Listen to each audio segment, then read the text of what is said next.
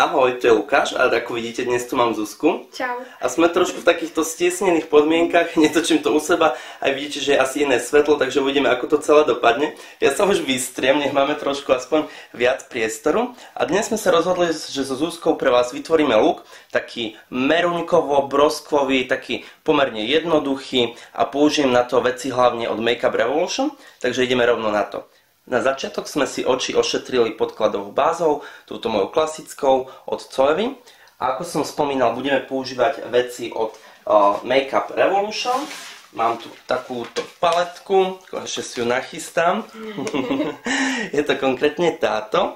A vezmem si na začiatok plochý štetec a túto svetlú farbu podkladovú, ktorú nanesiem na celé viečko. Kam sme už dali podkladovú bázi. Áno, ako sme spomínali. Ak by ste náhodou počuli nejakú muchu, tak máme tu jednu veľmi otravnú muchu, ktorá zjavne chce zomrieť, lebo lieta stále do svetiel. Líbí sa im moje svetlo. Jo, úprimne aj mne sa líbí. Je to určite dobrý pomocník, lebo natáčame to večer, no.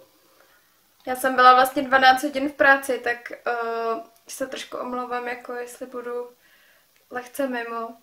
Ale my jsme dnes obidva lehce mimo asi, takže. Vzhledem k tomu, že jsem jenom jako model, tak snad to bude v pohodě. Snad jo. OK. Po tejto podkladovej farbe si vezmeme túto naružovelú farbu, takú akoby lososovú, znova rovnaký štetec kľudne. Tuto budeme aplikovať len na samotné pohyblivé viečko. Tú žltkastú sme jemne rozotreli až k obočiu. Takže ju naaplikujeme. A hneď si vezmem aj roztieňovací štetec. Konkrétne takýto, znova od Zoevy. Tieto štece dosť často používam, ako ste si všimli, sú mňa veľmi obľúbené. A keď sme s týmto plochým naaplikovali tú rúžovú, broskvovú, s roztieňovacím zase, v ohybe to pekne stratíme. To je zvláštní, když jako člověk nevidí to líčení, no. Tak si to jenom představuju, jak popisuješ ty barvy. A potom si ti ukážem zrkadlo a se zľakneš? Ne, a ty to právě popisuješ hrozně detailně, jako dobře, takže. Že už máš aj celkom predstavu, že čo sa tam deje. Jo, mi to jasný, úplne. Ďalej pokračujeme s touto farbou, takouto s odleskom, znova tento plochý štetec. A tu naaplikujem do stredu pohyblivého viečka na takéto rozjasnenie. Ďalej si vezmem takýto ceruskový štetec a tentokrát si vezmeme túto akoby len tmavšiu farbu, taktiež s odleskom. A tu naaplikujeme do prirodzeného pohybu. A taktiež vo véčku sa vrátime späť k myhalniciam. Já jsem právě zrovna říkala jenom Lukimu, že ta paletka je úplně super, že jsou tam hrozně šikovně poskládané barvy i finishe a tak. Já už těch paletek mám tolik, že... No, když jsem se pozeral, že nějakou si vyberiem, tak jako mám ich tam veľmi veľa, ale táto mi prišla fakt, že geniálně zložená. No. Tak sama si uznala, že ty farby jsou tam moc super namixované. Neutrální, je výrazný. A nějaké farebné akcenty. Farebné akcenty. Farebné akcenty. Poprosím ťa ten roztieňovací štetec. Ďakujem, mám tu dnes super asistentku, ktorá vie, ako to chodí pri natáčaní. A s týmto roztieňovacím štetcom, ktorý sme už používali predtým, teraz pekne rozblendíme tie farby do seba. Hrozně příjemný. Masáž. Po náročnom dni. Mám, že tady neusnu. Ďalej si vezmem takúto hnedú tušku, takú teplejšiu ceruzku, dalo by sa povedať, v odtieni takom čokoládovom hnedom. Poprosím ťa, zatvor oči. Myslela, že mám mít otevřený. Ne, pohode. A tu naaplikujem popri riasách. Klasicky trošku sa bude rozširovať v tej vonkajšej časti. A nebudeme robiť dnes nejaký výrazný zobáčik, a len zahustíme ten začiatok rias. Ona je krásne vodeodolná, je krémová pri nanášaní, takže sa s ňou dobre pracuje. Já jsem se tě zrovna chtěla zeptat, jak jsi spokojený s tou tuškou, protože Když jsi si teďka rozkreslovával na ruce, tak mi připomněla takový ty 24/7 od Urban Decay. Že jsou opravdu takový máslový. Jo, je taková krema, jako se s nebesnou pracuje, takový, že je pekne pigmentovaná a potom na tom oku pekne sadne. Ale my si to, aby sadla, ešte poistíme tieňom. Takže vezmem znova rovnaký štetec ceruskový a vyberieme tento ešte akoby tmavší. Tieto farby, ktoré sme používali, táto bola najsvetlejšia, tmavšia a tentokrát si vezmeme ešte túto akoby najtmavšiu. Zatvor oči. A ešte to zafixujeme a zintenzívnime ten vonkajší kútik. Na pleť použijeme Make-up od Make-up Forever, tento HD, môj veľmi obľúbený, taký prirodzený, ľahký a dali sme si do neho ešte kvapku Aqua Silu, že nám ho urobí aj vodeodolným. A Zuzka vám predstaví štetec. Štětec Real Techniques Sculpting Brush, ten doma nemám, takže na ten jsem zvědavá. Ale tiež obľúbuješ štetce od Real Techniques, jo, čo viem. Jo, ja miluju. Používám je denně, takže... Viem, že si naposledy, čo som u teba videl, si porovnávala ten buffing brush s tým nejakým druhým, čo má tiež tú oranžovú tú ručku. Jo, no, ty jsou hodně podobný. A tebe vyhovuje viac ten druhý? No, já právě teď nevím ty názvy, nejsem si jistá, ale takovej ten jakoby měkčí, řidší, ku podivu. Ten jeden je takový hodně jako hustej a tvrdý. To je ten buffing, no. To je asi ten buffing. Ten klasický, čo všetci chvália, ty si mala pravdu, že aj ten druhý. Ten tak akoby menší, menej tých štetín mal. No. Jo? No, asi úplně nevím, ale... Ak by sme to povedali naopak, upresníme to pod videom, alebo to niekde dáme vedieť. Přímo do videa. No každopádně oba dva jsou skvělí a za tu cenu. Určitě. Úplně super. Já jsem teď v Londýně koukala na tu novou kolekci. Měla jsem to v ruce.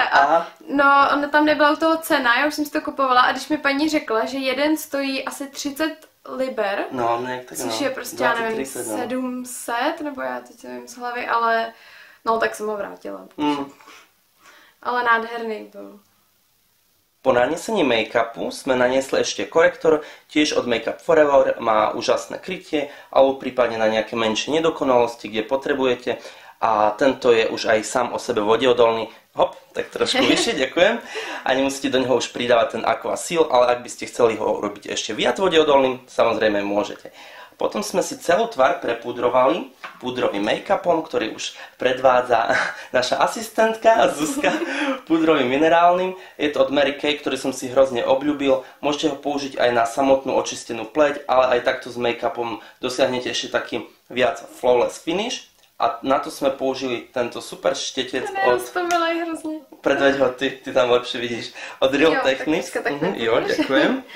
A tak je to takový 2 v 1, je to jakoby takový mini kabuky a můžete to takhle rozložit a máte, já nevím, to má být na konturování. Na konturování, no, ktoré práve bude prichádzať a bude sa konať s touto Bahama mamou.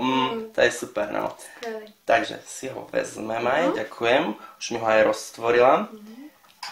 A budeme klasicky popod lícne kosti nanášať, trošku spánky, boky čela, a celkovo zahrajeme tú tvár a jemne vykonturujeme. Lebo on má naozaj takú super farbu, že aj bronzuje, aj zároveň konturuje, niečo také pomedzi. A právě mi přijde, že není skoro nikdy oranžovej. Já jsem hrozně bílá v zimě a používala jsem ho i v zimě. No, v jemnejšej vrstve, keď sa rozotrie na ruke a tak potom aj naozaj na svetlejšie typy sa nebojte kľudne. Právě. Ďalej použijem ďalší Make-up Revolution produkt, tentokrát tento rozjasňovač s rovnakým štetcom, ten môj obľúbený z tejto paletky. Tady tá paletka rozjasňovačů. Nádherná, že? Musí si ešte viac vyskúšať. No, práve. A tu rozjasním to akoby také klasické C-čko pekne. Aspoň ja to tak rád nanášam. A samozrejme musíte pozorovať, akú má stavbu každý tej kostry, hlavy, lepky. No. Ale chápeme sa asi, kde sa mu to prirodzene akoby trošku viac leskne. Takže a u Zuzky je to tiež to C-čko. No. Tak to je dobře vědět.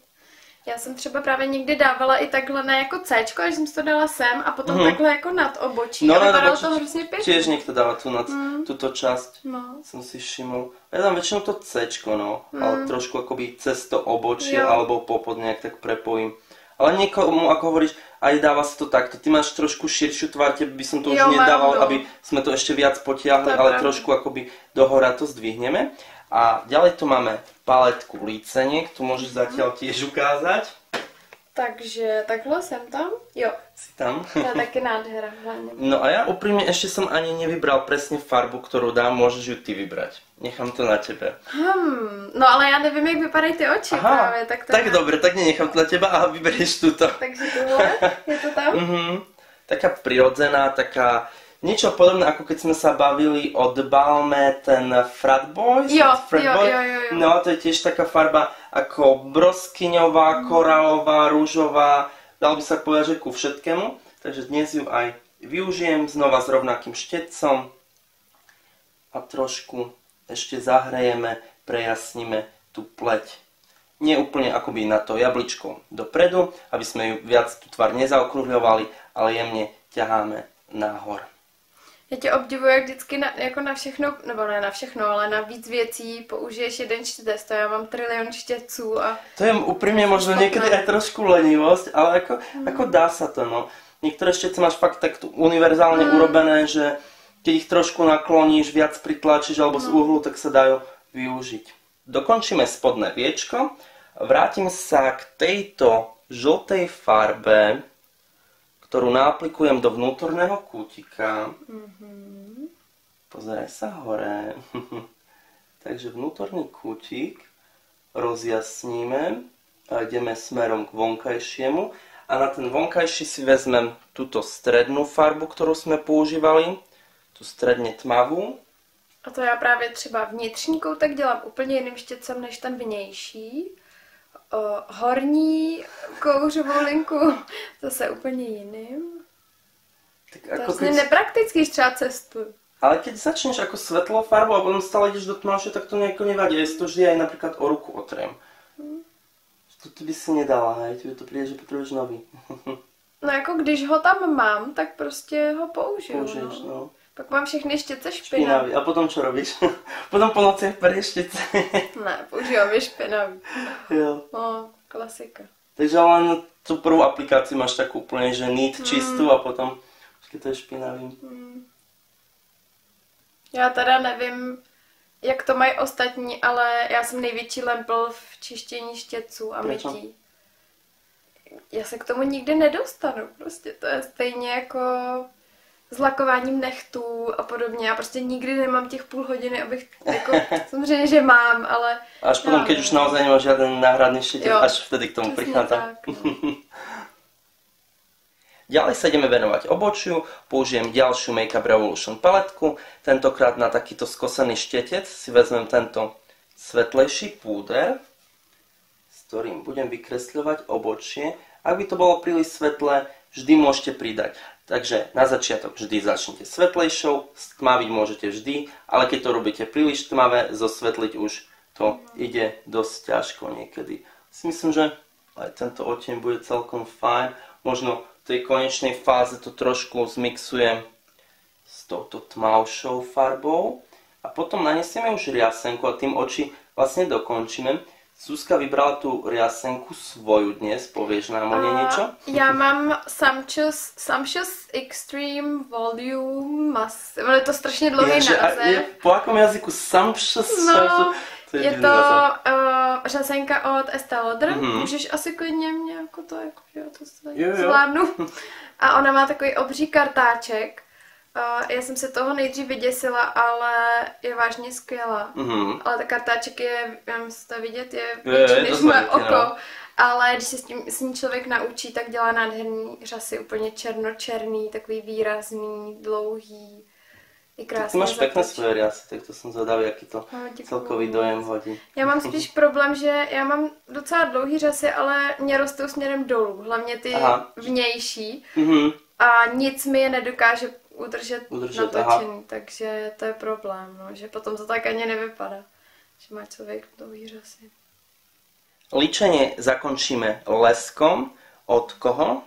Od Tani Burr. Tvoj posledný úlovok z Londýna, čo? Ne, to už jsem si kupovala na podzim, ale kupovala jsem si od ní knížku teďka v Londýně. Knížku? A o čom tam píše? O svojej ceste to YouTube nebo celkovo život? Taky a celkově lifestyle taková. A ona je pro tebe taková úplně, že oblíbená, hrozně? Jo, mám ji ráda, jako asi ne nejoblíbenější, ale mám ji hrozně ráda. Tak už nič nepovieš, nanesieme tento lesk obarvený a tým dokončíme líčenie. Takto vyzerá už finálne líčenie na Zuzke v takých prirodzených, takých broskvových, zemitých, lososových, korálových farbách. Myslím si, že takýto look využite na takmer akúkoľvek príležitosť, aj taktiež rôznym farbám očí, či už zeleným alebo hnedým to bude slúšať a vyzerať dobre. Ako sa cítiš ty v tomto looku, Zuzka? Já jsem se pořádně ještě neviděla, takže já nevím. Máš se výborně. Tak rýchlo si sa asi viděla. Ja ti ukážem takto možno zrkadlo a budeme mať tu priamo aj reakciu. First impressions. No. To jo. Hezký mně přijde, teda já mám hrozně červený oči právě i z práce, teďka z těch světel, ale jinak mi přijde, že mi úplně jako vystoupla ta barva očí. Víš, jsou takový úplně výrazný. Ta pusa je taky moc pěkná. Ten highlighter sa pozri, si myslím, že vyzerá úplne super. Tie, čo sa ti páči, tie Revolution, ako fakt sú nádherné. Hlavne tá farba, ktorú som ti vybral, to je asi pre mňa taká najobľúbenejšia. Super. Fakt hezký, takhle bych jako šla úplně. Takže neodličíš sa a môžeš ísť hneď von. No, jako... No, nepoviem ani koľko je hodín radšej. Právě, no, jako myslím, že... No. OK, takže toto bolo naše spoločné video, dúfam, že sa vám páčilo. Na konci ešte budú nejaké detailnejšie zábery, ako vždy. Líčenie, nech sa na to pozriete a my sa budeme tešiť na ďalšie stretnutie s vami. A dúfam, že aj so Zuzkou. So Zuzkou to je naše také, nie že lúčiace sa video, ale Zuzka odchádza do Holandska. Na rok to ideš až? Na 2. Na 2? No, ale tak snáď prídeš niekde pomedzi, no, alebo snáď ja prídem niekedy. No. A niečo možno aj natočíme, alebo keď stihneme, bolo by fajn. Dobre, takže my sa už tešíme na ďalšie stretnutie s vami len. Ahoj. Ahoj. Čau.